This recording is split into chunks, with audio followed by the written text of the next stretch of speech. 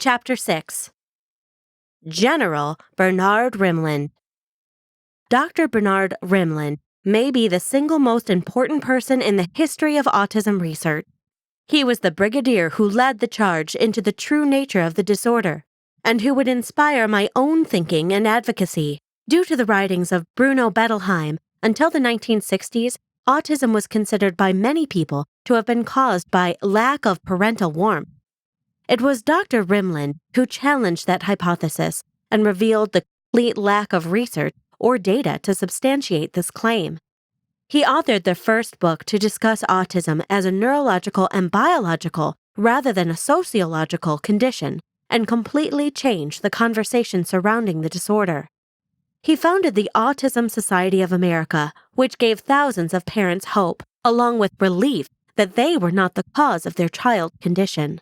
Dr. Rimland was a visionary and my mentor. I met Bernie Rimland at an autism conference in 2002. It was my first conference, and I was determined to show the world what we had done with video-based therapy and the profound effect it had had. Armed with a before and after VHS tape of John and a portable VCR-equipped television, my husband and I wandered around the conference ready to talk to anyone who would listen. It was a very exciting time in autism. Time magazine had just featured autism as its cover story.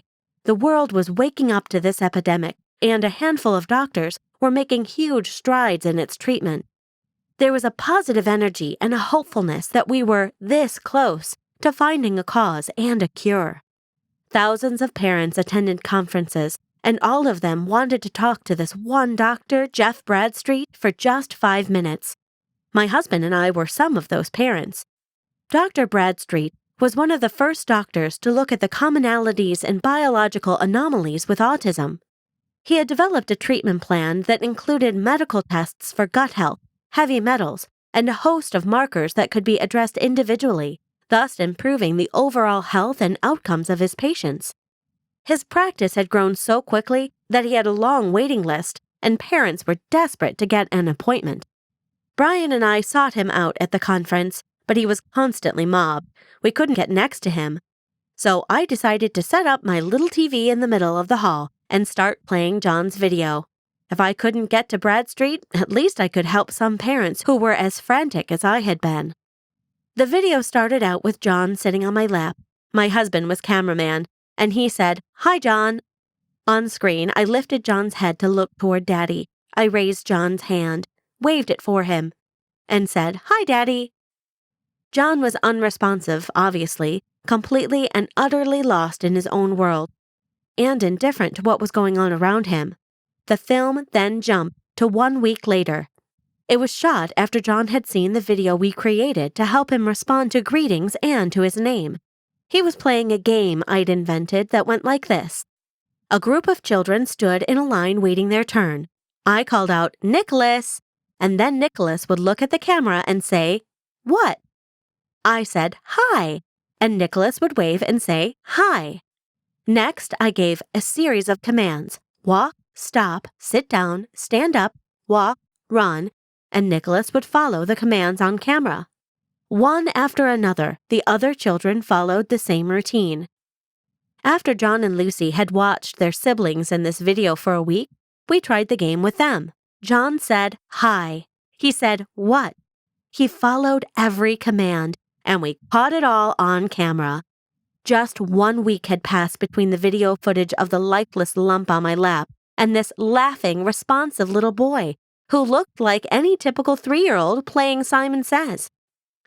One by one, or in pairs, parents at the conference started to crowd around my TV.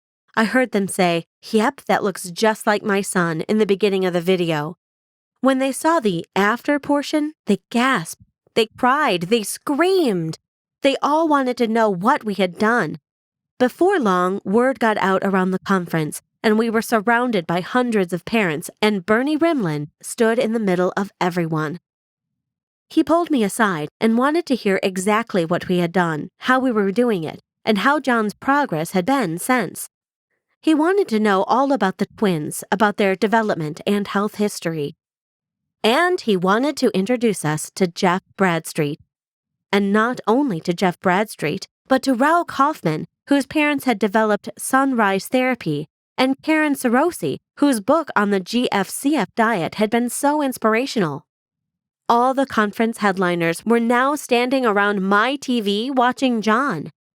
That moment was the first time I had that special feeling of purpose that would consume my life. I understood that autism was no longer a cross, but a gift. It was given to our family so that we could help others. We didn't have any idea how this was going to happen, but I knew it had to happen. Dr. Rimland felt it too, and he hounded me for the next few years to write a book.